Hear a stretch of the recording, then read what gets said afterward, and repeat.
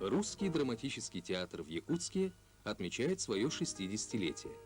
Символично, что с театров, несущих народам Севера большую культуру России, начиналась здесь советская власть.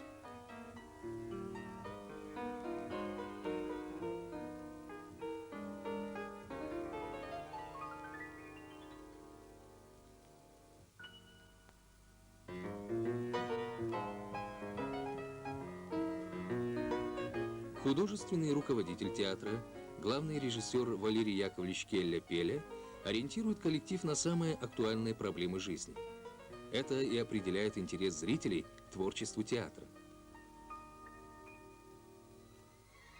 Признательность зрителей отразилась в высокой награде Родины, ордене «Знак почета», которым театр награжден за большую работу по коммунистическому воспитанию трудящихся Якутии.